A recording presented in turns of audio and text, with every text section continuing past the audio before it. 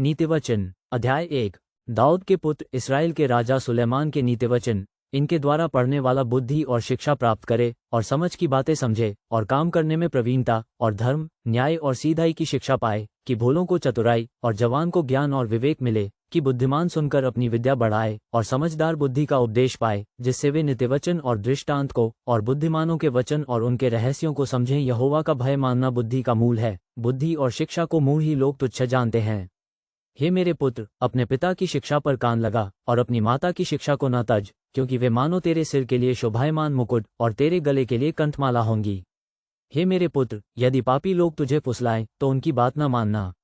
यदि वे कहें हमारे संग चल कि हम हत्या करने के लिए घात लगाएं, हम निर्दोषों की ताक में रहें, हम अधोलोक की नाई उनको जीवता कब्र में पड़े हुओं के समान समूचा निगल जाएं, हमको सब प्रकार के अनमोल पदार्थ मिलेंगे, हम अपने घरों को लूट से भर लेंगे, तू हमारा साझी हो जा, हम सबों का एक ही बटुआ हो। तो हे मेरे पुत्र, तू उनके संग मार्ग में न चलना, वरन उनकी डगर में पाँव भी न धरना, क्योंकि वे बुराई की करने को दौड़ते हैं और हत्या करने को फुर्ती करते हैं।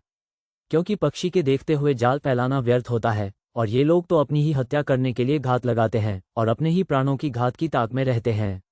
सब लालचियों की चाल ऐसी ही होती है, उनका प्राण लालच ही के कारण नाश हो जाता है। बुद्धि सड़क में ऊंचे स्वर से बोलती है और चौकों में प्रचार करती है, वह बाजारों की भीड़ में पुकारती है, वह फाटकों के बीच में और नगर के भीतर भी ये बातें बोलती है। हे भोले लोगो, तुम कब तक भोलेपन से प्रीति रखोगे? और हे ठट्ठा करने वालों, तुम कब तक ठट्ठा करने से प्रसन्न रहोगे? और हे मूर्खों, तुम कब तक ज्ञान से बैर रखोगे?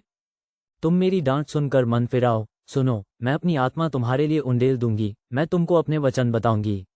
मैंने तो पुकारा परंतु तुमने इनकार किया, और मैंने हाथ फैलाया परंतु किसी ने ध्यान न दिया, वरन तुमने मेरी सारी सम्मति को अनसुनी किया और मेरी ताड़ना का मूल्य न जाना। इसलिए मैं भी तुम्हारी विपत्ति के समय हंसूंगी, और जब तुम पर भय आ पड़ेगा, वरन आंधी की नाई तुम पर भय आ पड़ेगा और विपत्ति बवंडर के समान आ पड़ेगी, और तुम संकट और सकेती में फंसोगे, तब मैं ठट्ठा करूंगी। उस समय वे मुझे पुकारेंगे और मैं न सुनूंगी, वे मुझे यत्न से तो ढूंढेंगे परंतु न पाएंगे, क्योंकि उन्होंने ज्ञान से बैर किया और यहोवा का भय मानना उनको न भाया। उन्होंने मेरी सम्मति न चाही, वरन मेरी सब ताड़नाओं को तुच्छ जाना। इसलिए वे अपनी करनी का फल आप भोगेंगे और अपनी युक्तियों के फल से अघा जाएंगे। क्योंकि भोले लोगों का भटक जाना उनके घात किए जाने का कारण होगा, और निश्चिंत रहने के कारण मूढ़ लोग नाश होंगे, परंतु जो मेरी सुनेगा वह निडर बसा रहेगा और बेखटके सुख से रहेगा।